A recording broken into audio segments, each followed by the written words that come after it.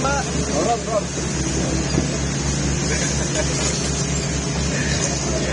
Bang. Halo, Bang. Yuk, mundur yuk. Mundur.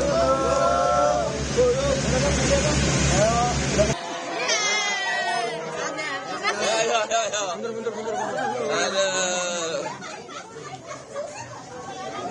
Mandul, izin. Ayo. Terima kasih. Pada rapi.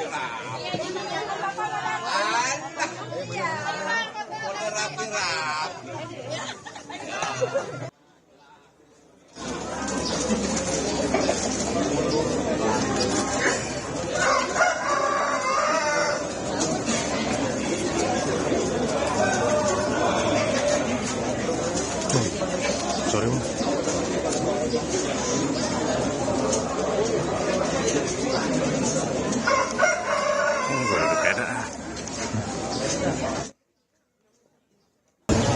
Jakarta ini memang sebetulnya bahaya secara iklim. Januari itu drop. Itu kemarin saya ke Waduk Muarangke, kemudian ke Pluit, hari ini ke sini. Dan artinya tentu harus ada perubahan. Kalau enggak ya enggak selesai masalahnya. Nah kemudian inilah hari pertama saya bekerja, turun untuk melihat beberapa tempat hari ini. Setelah ini kita akan ke Jakarta Barat untuk juga lihat wilayah banjir. Ya, concernnya banyak. Ada beberapa skenario yang paling ideal kita harus relokasi. Saya ada Pak Sekda di sini. Saya tanya gimana Pak Sekda, di daerah sini ada lahan yang bisa digunakan untuk rumah susun. Mudahkah bangun rumah susun? Mudah. Sulitnya apa? Sosialisasi masyarakat. Makanya tadi saya tanya mak kan, udah berapa tahun kena banjir? Tiap tahun bang, mau begini terus? Enggak bang, kan berarti ada keinginan. Tinggal pilihan nanti. Pasti orang akan bukan berebut. Waduh bang, saya dapat lantai. Itu kan ada cara yang bisa kita siasati. Yang penting harus kita robah nasib. Allah bilang nggak akan Allah robah nasib kalau orang nggak mau ngerubahnya. Itu dulu intinya. Nah jadi itulah kunci sosialisasi pada masyarakat. Ya, saya sangat yakin mereka juga udah capek juga kan kalau tiap hari. Tadi saya lihat banjir bisa 2 meter. Waduh, saya bilang kaget juga kalau daerah sini banjir 2 meter. Nah, jadi itulah. Update soal retret persiapan yang dilakukan hari ini. Itu tanya sama DPP. Tugas saya sekarang wakil gubernur, bekerja, inilah tugas saya yang pertama. Pak, kalau yang di utara ini kan ada limbah nih, yang di Marunda Cilincing itu penanganannya gimana? Sama atau beda sama yang di Jakarta? Tentu beda treatmentnya beda, sangat beda. Kemarin saya udah ke jangankan limbah, saya lihat ada beberapa speedboat yang diparkir di daerah terlarang saja, itu saya bertanya. Itu harus tidak boleh, itu daerah steril.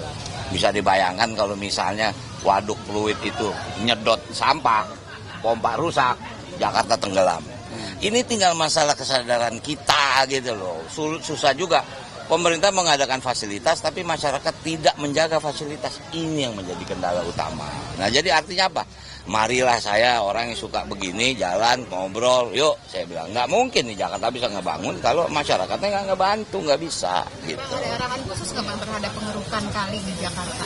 Ya, tentu. Ini adalah program 100 hari, tidak selesai 1 hari, tapi memang wilayah ini saya tanya dengan Kepala Kadis, berapa panjang 700 meter, kenapa 700 meter? Ada kendala, misalnya kan tadi kita lihat, ada jembatan. Alat kita nggak bisa nyebrang kalau jembatan, berarti kan mesti pindah ke ujung itu. Nah artinya teknis-teknis itu yang juga kita mesti pahami. Kemudian tadi saya tanya, saya nggak mau ya, saya mau diturap. Ada pertanyaan, Pak, kalau diturap, nanti sudah turap, kemudian masyarakat maaf membangun dapur di atas kali itu. Nggak kelar lagi kan, makanya tadi saya panggil Pak Camat, nggak boleh lagi seperti itu. Kita mau turap supaya apa? Kayak tadi kan tanah yang sudah sedimen ini keruk, udah ditaruh ditumpuk, jangan turun lagi. Kalau turun lagi ntar balik. Imbauan masyarakat sendiri yang di pinggir kali bagaimana? Nah tentu nanti mereka udah paham, sosiali kita turun sini udah paham sebetulnya. Wah ini Pemda mau bikin sesuatu. Makanya tadi kan pelan-pelan saya bercanda. Mau begini terus enggak lah bang. Nah ayo dong bantu kita dong. Artinya kita harus punya solusi. Kalau enggak kelar-kelar. Ngapain kita jadi pimpinan daerah kalau nggak kelar-kelar. Bahaya gitu. Ya. Saya kan undangan 20. Terima kasih bang. Tapi bapak. Bang.